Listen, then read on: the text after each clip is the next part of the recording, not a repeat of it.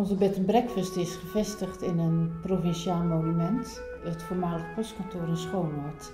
Wij hebben 2 kamers met een gedeelde badkamer en apart een toilet. Beneden hebben wij een sfeervolle eetkamer, waar de mensen dus een royaal ontbijt kunnen krijgen.